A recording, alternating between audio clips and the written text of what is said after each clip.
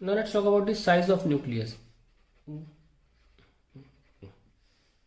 Suppose ये आपका nucleus है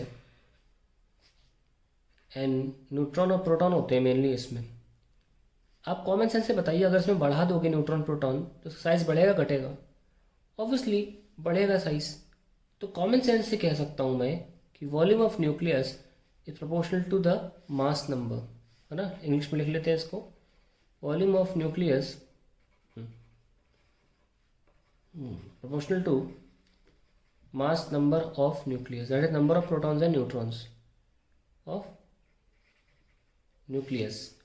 अब इसको वॉल्यूम को खोलें तो क्या आएगा? 4/3 pi r cube proportional to ए, और ये भी कांस्टेंट है, सो हम ले सकते हैं proportional to A and R cube proportional to A 1/3, sorry R cube हटा दिया, then R is equals to R nought a 1/3. Now what is this r naught? Proportionality constant. It's a number having unit of radius. वे कोई mass number तो number उसका unit तो होगा नहीं. 1.2 10⁻⁻15 metre और 1.2 Fermi. ये वैल्यू कहाँ से आई?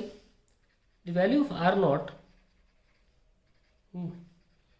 was obtained in the Rutherford's alpha scattering experiment. Alpha scattering experiment.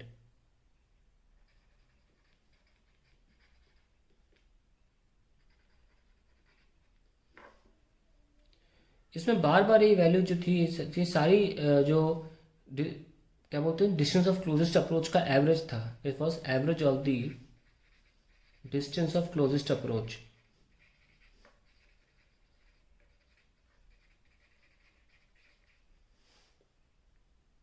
और इसकी वैल्यू हम जानते हैं कितनी थी, इतनी. ठीक है. सो अब बात करते हैं, इसी से निकलता है density of nucleus.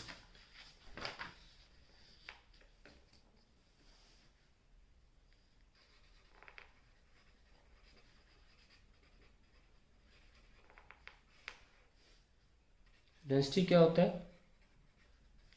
Mass upon volume. मास क्या होगा? Mass of one nucleon into total number of nucleus A upon volume क्या है? 4/3 पाई आर क्यूब. ये वॉल्यूम है. सो डेंसिटी को हम रो से दिखा देते हैं. मास ऑफ वन न्यूक्लियन को लिख देते हैं ए एम यू ना. तो let's write it as simply U. हालांकि न्यूक्लियन में प्रोटॉन न्यूट्रॉन दोनों आते हैं और प्रोटॉन न्यूट्रॉन का मास सेम नहीं होता, पर बेसिकली इस डेरिवेशन को करने के लिए हम थोड़ा अज्यूम कर लेते हैं कि प्रोटॉन न्यूट्रॉन दोनों का मास सेम है और दोनों के मास 1 AMU के बराबर है, क्योंकि 1 के आसपास ही थे. Into a upon 4/3 pi r cube क्या था? आर नॉट पावर 1/3 का cube. So a you upon 4/3 pi r cube into a. 1/3 की पावर 3 करोगे तो ए कैंसिल हो जाएगा, ये कैंसिल हो गया. तो डेंसिटी कितनी आ गई? 3 times U pi R nought cube. Let me put the values. So 1 AMU कितना था? 1.67 10⁻⁻27. ये निकाला था. पाई था 3.14 और आर नॉट जो है वो था 1.2 10⁻⁻15 का क्यूब. आप देख सकते कितना घातक नंबर है ये 45 हो जाएगा, है ना. एनीवेज ये सॉल्व होके आता है 2.97 10⁻17 kg/m³. आप देख सकते हैं कितनी खतरनाक डेंसिटी होती है.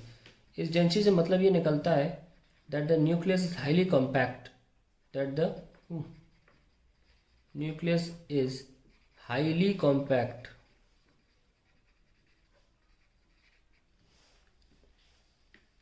Means the proton and neutron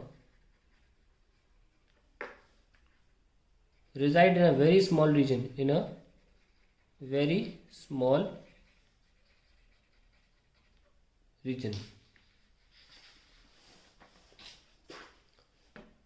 एक बात और सामने आती है कि इतनी हाई डेंसिटी है, but at the same time हमने देखा कि जो डेंसिटी थी मास अपॉन वॉल्यूम, एक बहुत ही इंपॉर्टेंट चीज़ सामने आई हमारे, मास था u इंटू ए, वॉल्यूम था 4/3 pi R nought cube into ए। तो ये ए और ए कैंसिल हो गए थे, यानी कि this means that the density of nucleus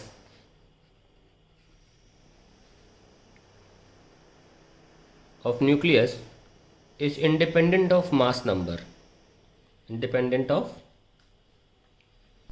mass number। यानी कि हाइड्रोजन से लेकर लास्ट यूरेनियम तक जितना भारी है, लास्ट तो नहीं कह रहा हूँ मैं, from hydrogen up to uranium सारे एलिमेंट्स के न्यूक्लियस की डेंसिटी इज सेम। ये अजीब बात है, क्योंकि ये डेंसिटी जो है मास नंबर पे डिपेंड ही नहीं करती। ठीक है, तो ये बहुत इंपॉर्टेंट बात सामने आती है हमारे। एक तो डेंसिटी की वैल्यू 2.97 10⁻17 kg पर मीटर क्यूब, और दूसरी बात कि इसकी डिपेंडेंसी मास नंबर पे है ही नहीं। बोर्ड एग्जाम में ये हर साल पूछा जाता है, डेंसिटी पर ये क्वेश्चन हमेशा आता है। एक और बात सामने रखें यहाँ पे, रेडियस ऑफ न्यूक्लियस कैसे डिफाइंड है। तो साइज ऑफ न्यूक्लियस, डेंसिटी सब खत्म हो जाएगा उसमें। रेडियस ऑफ न्यूक्लियस कैसे डिफाइंड है, let us see. It is defined as the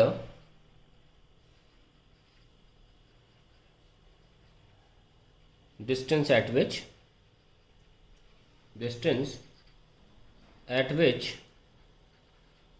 the density